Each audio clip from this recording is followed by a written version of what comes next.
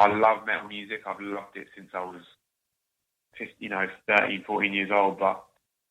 And I love singing. I love good singers. Like I love other genres purely for that reason, to be honest. And it's always bummed me out with metal that doesn't seem to. The metal community seems to be okay with bad singers, if that makes sense. It's like oh, that's okay because it's heavy music, so they don't have to push themselves to be the best they can be. So that kind of always annoyed me. So when I joined a metal band, I was just like, well, I'm going to try and be the best I can be. So it was a case of the early tours, it was tough, and then I was like, well, just get better, and I'd start warm-up routines and try different things like that, and whilst also learning my voice, you don't really.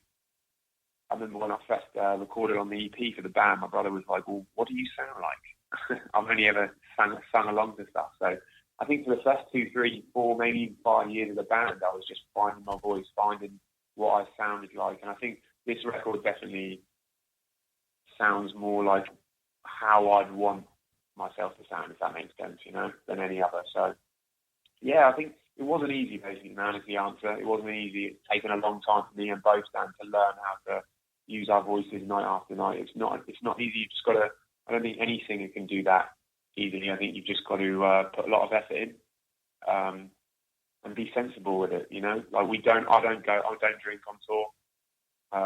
Because it just goes against what I'm doing, It's kind of almost seems completely stupid to drink when you're using your voice, So, but yeah, I don't drink. I just try and keep myself. And if I do feel a bit of a niggle, then I just drink a lot of tea and just keep quiet, I think that's what a lot of vocalists find hard just to not talk, I think. But, the old Melissa Cross? Zeta screaming. Yeah.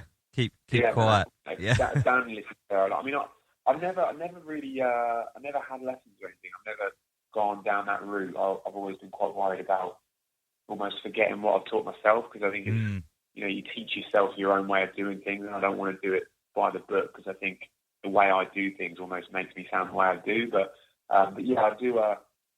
It's about like a 25-minute warm up before every show. It's nothing crazy. It just warms me up, and then I normally just have a sing to a couple of tunes, and then yeah. But so far that's done me okay. Touch wood. Well, man, whatever you're doing, it's working. Because, dude, the melodics are just so strong, dude. It's thank you, man. It's sound really, really good. That's the one thing that I really dig about the album as well, is your voice. So keep doing what you're doing, brother, because it kicks ass. Thank you, man. We do. Well, you last toured here back in 2014, I believe. That was with In Heart's Wake and Ghost Inside and Prom Queen. Have you guys got plans to come back down here?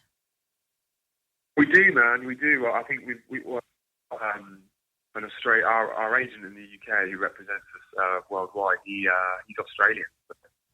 I'm always saying to him, dude, I love your country, we need to go back. So, but yeah, I think we will this year, man. The plan is to definitely get back. It's just about the right tour popping up at the right time. I'd like to think we get there at the end of this year, sometime after August.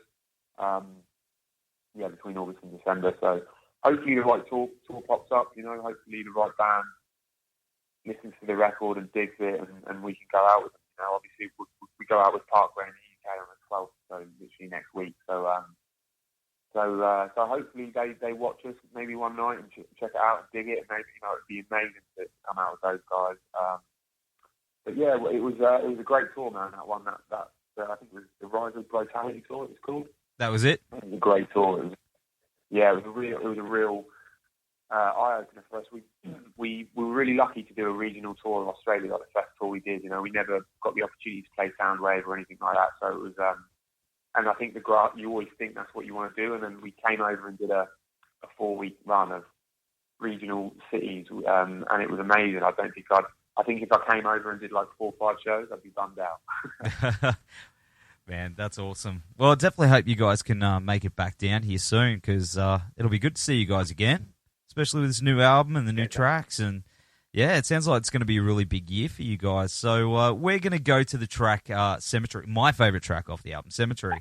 from Earthbound. And thanks for hanging with us tonight, man. And I hope 2016 continues to kick ass for you guys. Thank you, brother. Yeah. No, it's been a pleasure, man. I hope it does too. hopefully so. Hopefully everyone feels the same way as you do, and it goes down well. Because it just is, it's the best. It's the best we are right now. Hopefully we'll get better. It's just a big journey. Anyone can jump on at any point. Awesome, dude. Well, enjoy the rest of your day. Will do, my friend. You too. Speak soon. Hey guys, just want to take a minute to give a shout out to our podcast supporters, RW Promotion, who are the best in the business when it comes to printing posters, flyers, banners, badges, business cards, you name it. They've got what it takes to help you get everything you need to help spread the word about your band or business. And with a blistering turnaround, they'll make sure you get your product ASAP. So get in touch with Richard and the team at www.rwpromotion.com.au or shoot them an email at info@rwpromotion.com.au.